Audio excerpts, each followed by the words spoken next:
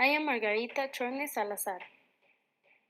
I am the heiress of a family of jewelers, and known for the merit of becoming the first Mexican female dentist. I was one of the women pioneers in the field of biochemical sciences.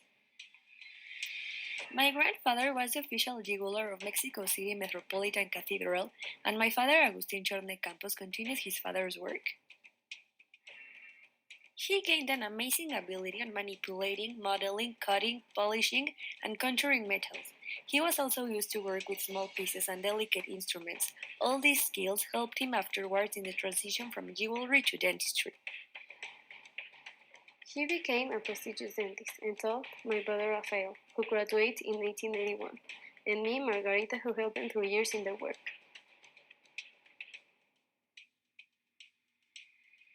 I began receiving patients, writing down their names, washing and storing dental instruments. My interest will lead me to read the French medicine texts that my father kept in his desk, and magazines such as Dental Cosmos that my brother Rafael received from New York. I started to learn about the bones forming the face, the masticatory muscles, dental tissues and veins, and arteries that irrigate the face.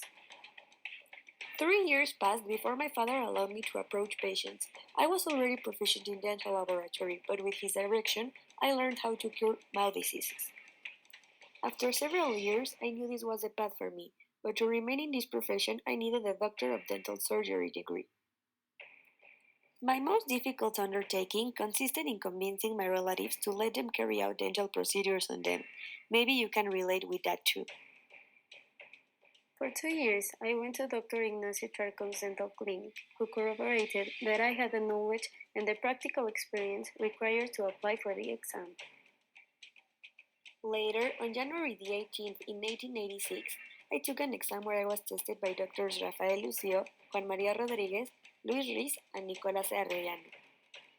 15 days later, when I was 22 years old, I received the title of the first Mexican woman dentist by la Junta Directiva de Instrucción Pública del Distrito Federal, granting me the permission to practice dentistry throughout the whole republic. A few days after, on January 20 of 1886, La Voz de Mexico Journal published the following article about me.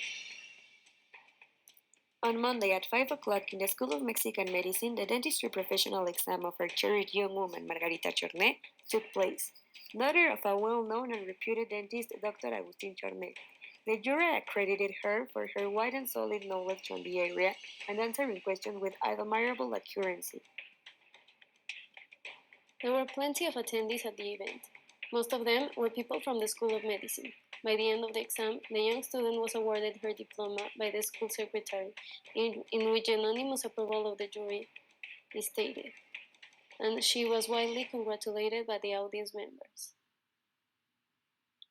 Ms. Chorne's brilliant exam represents a milestone regarding important reflections upon potential advances that can be made by young women who are part of such an important field as surgery.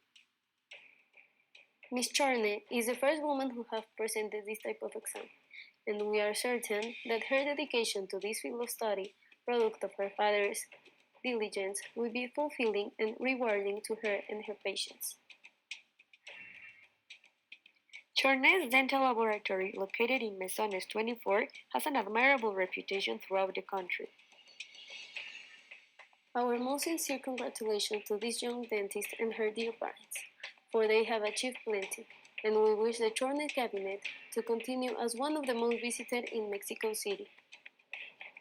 In 1906, the French government granted me the Permit Cross, and 2 years later I received a diploma and a medal from the Institut du Midi of Toulouse for being the first woman in Latin America to obtain a degree in an independent profession.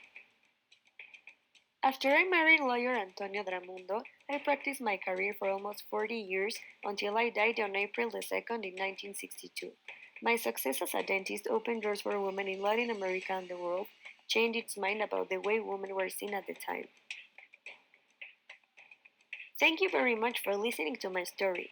I hope you found it interesting and enjoyed learning about the first woman dentist in Mexico.